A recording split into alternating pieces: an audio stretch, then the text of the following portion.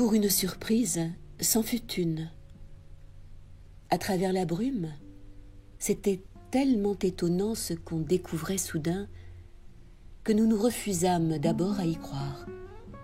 Et puis tout de même, quand nous fûmes en plein devant les choses, tout galériens qu'on était, on s'est mis à bien rigoler en voyant ça, droit devant nous.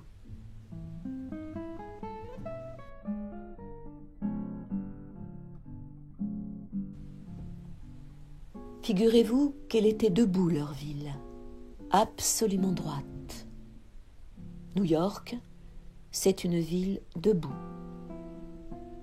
On en avait déjà vu, nous, des villes, bien sûr, et des belles encore, et des ports, et des fameux même. Mais chez nous, n'est-ce pas, elles sont couchées, les villes, au bord de la mer ou sur les fleuves. Elles s'allongent sur le paysage, elles attendent le voyageur. Tandis que celle-là, l'américaine, elle ne se pâmait pas, non.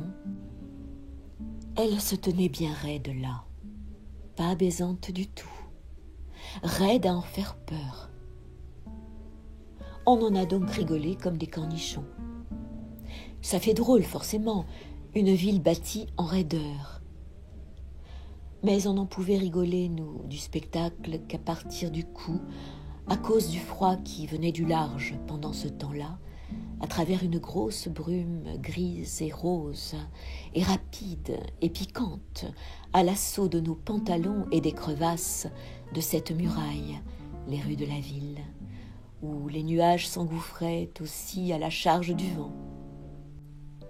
Notre galère tenait son mince sillon juste au ras des jetées, là où venait finir une eau caca, toute barbotante d'une kyrielle de petits bachots et remorqueurs avides et cornards. Pour un miteux, il n'est jamais bien commode de débarquer nulle part, mais pour un galérien, c'est encore bien pire, surtout que les gens d'Amérique n'aiment pas du tout les galériens qui viennent d'Europe. C'est tous des anarchistes, qu'ils disent. Ils ne veulent recevoir chez eux, en somme, que les curieux qui leur apportent du pognon, parce que tous les argents d'Europe, c'est des fils à dollars. J'aurais peut-être pu essayer, comme d'autres l'avaient déjà réussi, de traverser le port à la nage, et puis une fois au quai de me mettre à crier « Vive dollar ! Vive dollar !» C'est un truc. Il y a bien des gens qui sont débarqués de cette façon-là, et qui après ça ont fait des fortunes. C'est pas sûr, ça se raconte seulement. Il en arrive dans les rêves des bien pires encore. Moi, j'avais une autre combinaison en tête, en même temps que la fièvre. À bord de la galère, ayant appris à bien compter les puces, pas seulement à les attraper, mais à en faire des additions et des soustractions, en somme, des statistiques. Métier délicat qui n'a l'air de rien, mais qui constitue bel et bien une technique. Je voulais m'en servir. Les Américains, on peut en dire ce qu'on voudra, mais en fait de technique, c'est des connaisseurs. Ils aimeraient ma manière de compter les puces, jusqu'à la folie. J'en étais certain d'avance. Ça ne devait pas rater selon moi. J'allais leur offrir mes services quand, tout d'un coup, on donna l'ordre à notre galère d'aller passer une quarantaine dans une anse d'à côté, à l'abri, à portée de voix d'un petit village réservé au fond d'une baie tranquille à 2 milles à l'est de New York.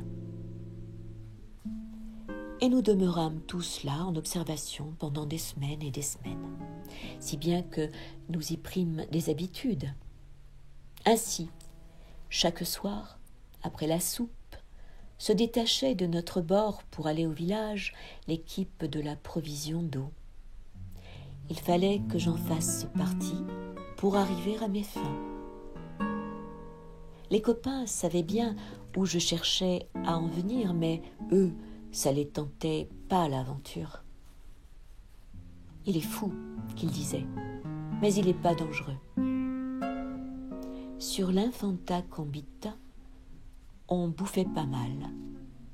On les triquait un peu, les copains. Mais pas trop, et en somme, ça pouvait aller. C'était du boulot moyen. Et puis sublime avantage, on les renvoyait jamais de la galère, et même que le roi leur avait promis, pour quand ils auraient 62 ans d'âge, une espèce de petite retraite. Cette perspective les rendait heureux.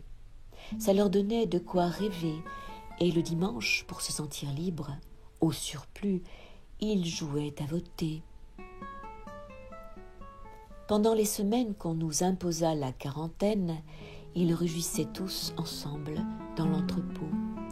Ils s'y battaient et s'y pénétraient aussi, tour à tour.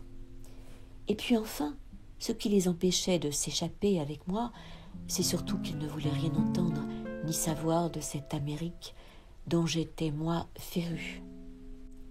Chacun ses monstres. Eux, c'était l'Amérique, leur bête noire.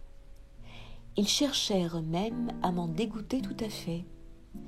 J'avais beau leur dire que je connaissais des gens dans ce pays-là, ma petite Lola, entre autres, qui devait être bien riche à présent, et puis sans doute le Robinson, qui devait s'y être fait une situation dans les affaires.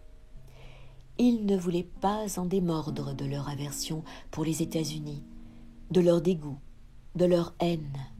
« Tu cesseras jamais d'être tapé », qu'ils me disaient. Un jour, j'ai fait comme si j'allais avec eux au robinet du village, et puis je leur ai dit que je ne rentrerais pas à la galère. Salut. C'étaient des bons gars au fond, bien travailleurs, et ils m'ont bien répété encore qu'ils ne m'approuvaient pas du tout, mais ils me souhaitaient quand même du bon courage et de la bonne chance, et bien du plaisir avec, mais à leur façon. Va, qu'ils m'ont dit, va, mais on te prévient encore.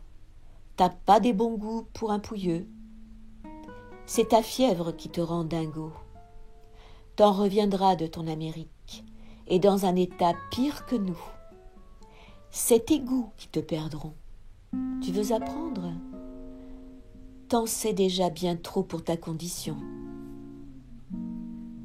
J'avais beau leur répondre que j'avais des amis dans l'endroit et qui m'attendaient. Je bafouillais. Des amis qu'ils faisaient comme ça, eux. Des amis. Mais ils se foutent bien de ta gueule, tes amis. Il y a longtemps qu'ils t'ont oublié, tes amis.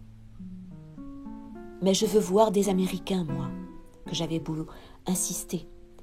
Et même qu'ils ont des femmes, comme il n'y en a pas ailleurs. Mais rentre donc avec nous, bille, qu'ils me répondaient. C'est pas la peine d'y aller qu'on te dit. Tu vas te rendre malade, pire que t'es. On va te renseigner tout de suite, nous autres, sur ce que c'est que les Américains. C'est tout millionnaire ou tout charogne. Y a pas de milieu. Toi, tu les verras sûrement pas, les millionnaires, dans l'état que t'arrives. Mais pour la charogne, tu peux compter qu'ils vont t'en faire bouffer. Là, tu peux être tranquille, et pas plus tard que tout de suite. Voilà comment ils m'ont traité, les copains. Ils m'horripilaient tous à la fin, ces ratés, ces enculés, ces sous-hommes. Foutez-moi le camp tous, que je leur ai répondu. C'est la jalousie qui vous fait baver, et voilà tout. S'ils me font crever, les Américains, on le verra bien. Mais ce qu'il y a de certain, c'est que tous autant que vous êtes, c'est rien qu'un petit four que vous avez entre les jambes, et encore un bien mou. C'était envoyé, ça. J'étais content. Comme la nuit arrivait, on les siffla de la galère. Ils se sont remis à ramer, tous, en cadence. -1, moi. J'ai attendu de ne plus les entendre. Plus du tout. Et puis j'ai compté jusqu'à 100. Et alors j'ai couru aussi fort que je pouvais jusqu'au village. Un petit endroit coquet que c'était, le village, bien éclairé, des maisons en bois, qui attendaient qu'on s'en serve, disposées à droite, à gauche, d'une chapelle, toutes silencieuses elles aussi. Seulement j'avais des frissons, le paludisme et puis la peur. Par-ci, par-là, on rencontrait un marin de cette garnison qui n'avait pas l'air de s'en faire, et même des enfants. Et puis une fillette joliment bien musclée. L'Amérique. J'étais arrivée. C'est ça qui fait plaisir à voir après tant de sèches aventures. Ça remet comme un fruit dans la vie. J'étais tombée dans le seul village qui ne servait à rien.